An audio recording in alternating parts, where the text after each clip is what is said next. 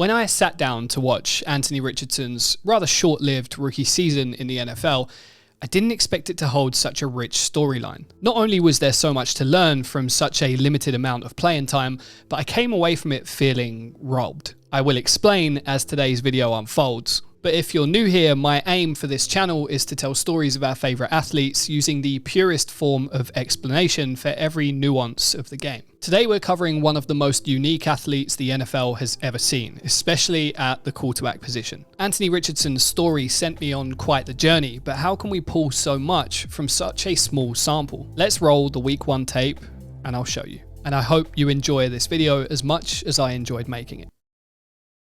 The Indianapolis Colts opened the season against the Jacksonville Jags in a division rivalry game that meant an early advantage the rest of the way. Shane Steichen and the offensive staff did a really good job in helping AR settle, and on the opening drive of the game, they let him throw the football on 3 straight plays. That said, it is worth reminding ourselves that Indy were without both Jonathan Taylor and Zach Moss for this game, leaving the run game significantly shorthanded. Deion Jackson started the game, fumbled twice on 13 carries, and never saw the field again in a Colts uniform. He was cut a couple of weeks later. If you need a reminder as to how brutal the NFL can be, that'll do it. So with a depleted run game, Richardson had plenty to do, but the Colts kept everything pretty compact throughout. There was a lot of take what the defense is giving you, playing it relatively safe. No deep shots, no real low percentage throws. One of the components of the Colts offense that I spotted in studying AR's film was the reliance on these short yardage curl routes. Often the inside receivers will run the same route, mirroring one another on a 5-yard curl just inside the numbers. There were a ton of short yardage throws, high completion percentage throws, finding running backs and tight ends on screens, or hitting the wide receivers on crossing routes coming underneath. They ran a whole bunch of RPOs, allowing Richardson to read the defense and move the football as he saw fit. The Colts were tactical and reserved with their throws downfield, but when AR had the chance to do so, he was hitting his receivers in the hands near on every time. Separation did seem to be a slight issue at anything beyond 10 yards down the field, but the inclusion of AD Mitchell should help to change that for the offense in 2024. AR's one mistake came on one of these throws downfield, attempting to hit Mo Ali Cox on a corner route and leaving it a little short. The defender reads his eyes and backs up, closing the window he has to throw it into.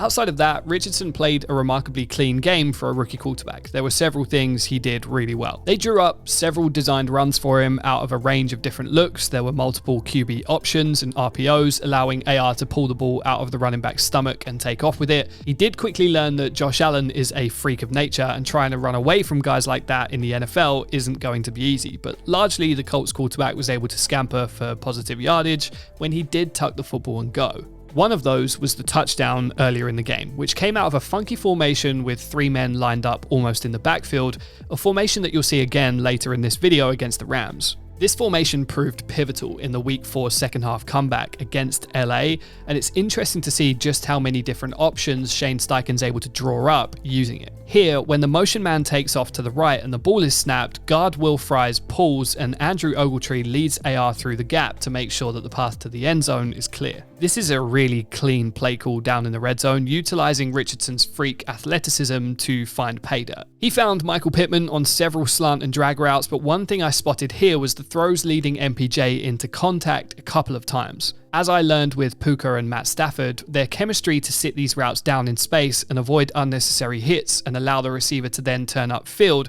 was one of the biggest reasons that they worked so well together in 2023. If Anthony Richardson can get that down with his receivers, namely Michael Pittman Jr., knowing when to slow them up or throw to their inside shoulder, it should further support the momentum of the offense. For the most part, AR looked very comfortable when flushed out of the pocket. He kept his eyes downfield, found an open man multiple times, and on a couple of occasions eluded pressure effortlessly before maneuvering downfield to turn a lost play into positive yardage. Barring a couple of rookie errors, including this heave downfield that he might have got away with in college but certainly won't in the pros, his play when forced to extend plays was really nice. But it wasn't the thing that impressed me the most. I really didn't expect him to be so clinical and precise throwing over the middle of the field, but he was. This is a 6'4" quarterback who can run with the very best athletes in the game, but if he can do this with any kind of regularity, I don't see how you set up a defense to slow him and the Colts down with any real success. He threw into tight windows on multiple occasions, and I really liked this throw up the seam to Ogletree, which then drew a whole family of flags for the following contact.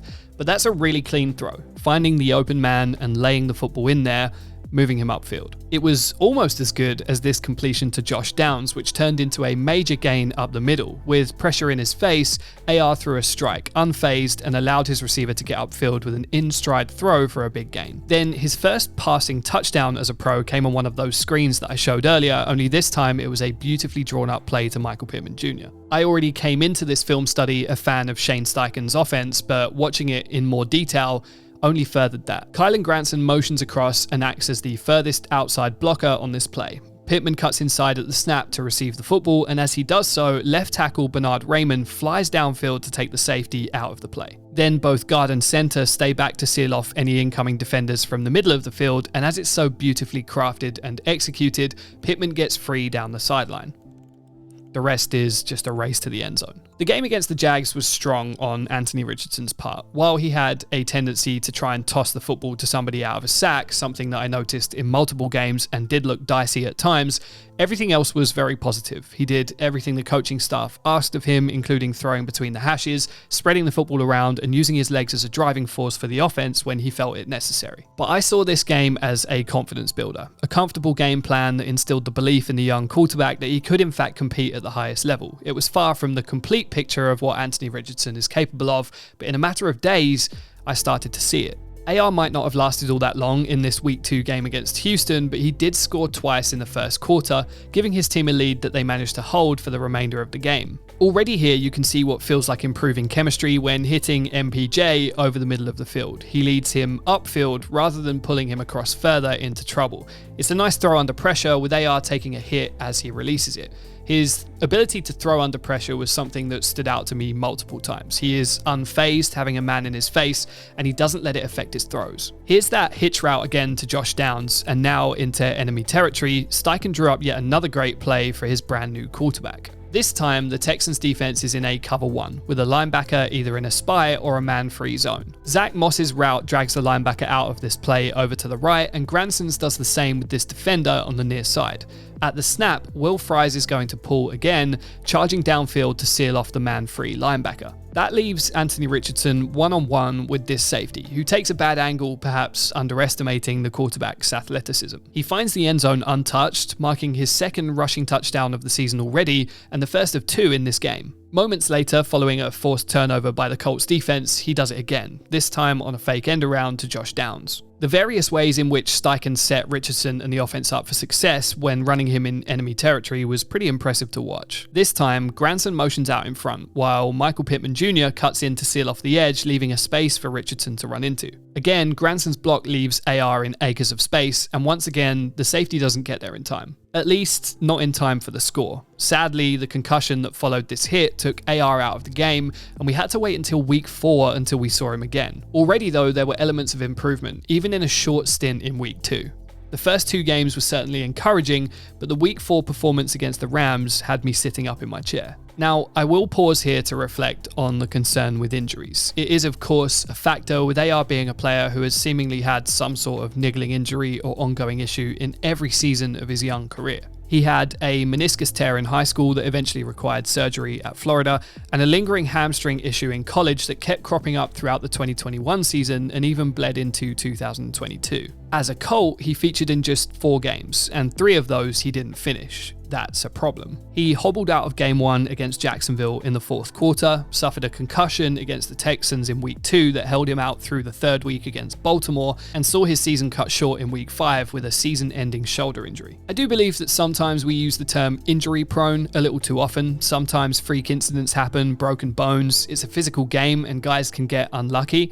However, if the injuries are constantly reoccurring in the same area of the body, the term does come into play. Like, Deebo Samuel's hamstring and lower body injuries have held him back constantly, and Christian Watson has dealt with very similar issues lately in Green Bay. For Anthony Richardson, the concern about his throwing shoulder is legit, but we can only hope that when the smoke clears that he is in fact back to 100% and able to feature as a pro for a decade or more. So back to week 4, and the first play on display here is AR sliding to avoid any unnecessary contact. Controversial perhaps, but I'd rather see him save himself to barrel through a defender closer to the goal line if he needs to. It showed maturity, and I was here for it. If you remember this game, and I'm sure Colts fans will, The Colts ended up down 23-0. They were shut out in the first half, but a rookie Anthony Richardson led a magnificent comeback in just his third start in the NFL. It was a true game of two halves, and in the second, Richardson and the Colts won. The only reason this game isn't perhaps talked about a lot more is because Puka Nacua ended it before the Colts could get the ball in overtime. Still, Richardson looked remarkably comfortable as this game played out, and by the time he was hitting his stride in the second half, the Rams defense had no answer for it. The designed runs and RPOs were back, with a mix of plays drawn up to run AR both between the tackles and out wide. The athleticism once again jumps right off the page, and while one of these unfortunately ended in a fumble, the threat he posed on the ground very clearly had the Rams defense hesitating at points in the game. I can't stress how composed he looked. Consider the position. He's a young quarterback starting his third game as a pro, and he's down by 23 points at home. There were no forced throws, he made next to no mistakes in the second half, and was carving up the Rams without it looking like he was even breaking a sweat. He really got himself going with this beam to Josh Downs down the seam. This throw is superb. It's in the exact spot it needs to be to take the defender out of the play and throw his man open over the shoulder. This throw got me excited. When you have a freak athlete at quarterback who can do this too, that's special. That throw unlocked something in him. He was lights out from there. Look how effortlessly he climbs the pocket here, rolls to his right, and throws a strike on the move to Mo Alley-Cox, who rumbles into the end zone for the Colts' first touchdown of the game. Once again, he was making it look easy, and now the Colts were rolling. This strike to Alec Pierce had me hitting rewind too. With pressure in his face, this ball is on a rope, and yet another example of AR's arm talent and quick release proving deadly for the defense. As much as anything else, throughout all the film I watched, I loved Richardson's maturity in decision-making in the red zone. He didn't throw a bad ball down there, and that combination of making the right call with the excellence that is Shane Steichen's play design led to some pretty impressive results. Check out these two plays. These are two different plays out of the same look that we saw earlier in the video down in the red zone. Shane Steichen is in his bag with this, and here shows us two more plays out of the same formation. The first time he showed it to the defense, it was a QB keeper, with AR slipping through a gap in the defense for the Colts' second touchdown of the day. When the Colts then got down there again, with less than 2 minutes to go in the fourth quarter, they threw out of the same look, this time hitting Ogletree for a touchdown. That put them down by 2, and with a 2-point conversion tying the game, they schemed Michael Pittman wide open for the score that they needed. Consider the pressure on a young quarterback, leading 3 scoring drives in the second half and hitting on 2 2-point conversions when it mattered the most.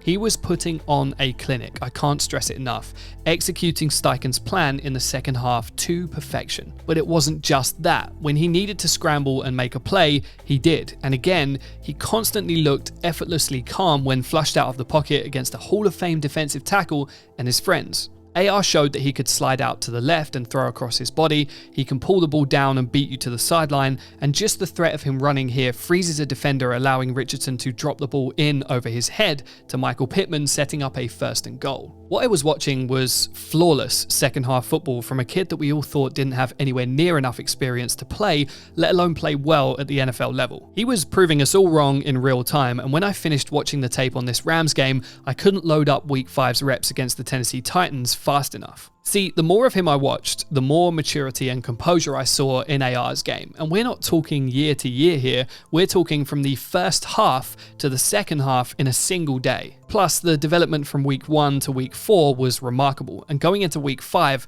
Richardson was more than hitting his stride. And that's why I feel like I've been robbed. Imagine watching a movie where the director spends the first 20 minutes laying the foundations for a magnificent plot, and just as it starts getting good, the power goes out. That's what Anthony Richardson's rookie season was. Colts fans, football fans, and myself were robbed of seeing the rest of the movie. Even in the early goings against Tennessee, the maturing process continued. Now he's getting more comfortable and checking into a run play here that leads to a touchdown for Zach Moss. He motioned a man from right to left, showing the defense's hand in man coverage, and then Richardson made an adjustment. The result was a house call. And then here you can see on this one play that Shane Steichen and Anthony Richardson are building chemistry, and the head coach started to open up the playbook and have AR throw downfield. The one thing missing from the early tape in week 1 against Jacksonville and week 2 against Houston was a chance to show off Richardson's deep shot, but against Tennessee they were starting to mix it into the call sheet. They tried it here first in what would have been a touchdown had Anthony Richardson hit Michael Pittman on the post.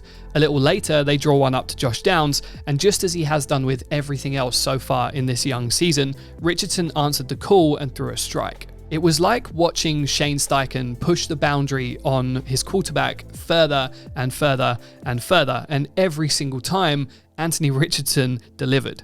This is the deepest completion that he threw in any of the games that I watched. This ball travels from the 35-yard line to the opponent's almost 15-yard line. That's a 50-yard ball through the air, and Richardson throws it out there with ease. Again, the release is so pure and the football just flies effortlessly. At this point, I was enjoying myself. I felt as though I was seeing something special come to life right in front of my eyes, and all I wanted to do was keep watching. So this play broke my heart a little. It hurt when it happened, because you never want to see a young talent go down, but watching it back, having seen how well he was developing, it was only worse. I just hated seeing a young man succeeding as a pro and enjoying himself the way he was, only to have it all ripped away in a single moment. As fans, when injuries happen, we quickly adjust our fantasy lineups and start talking about the next guy. For the team, it's next man up, and the conversation switches quickly to Gardner Minshew.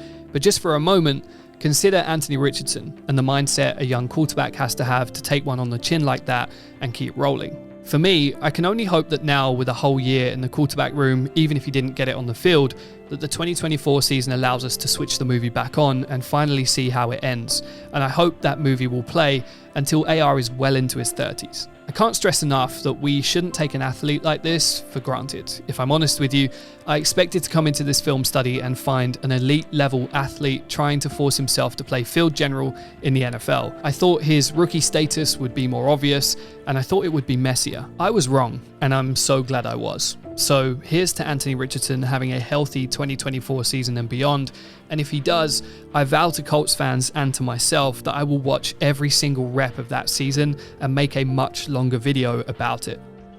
Let's finish the movie.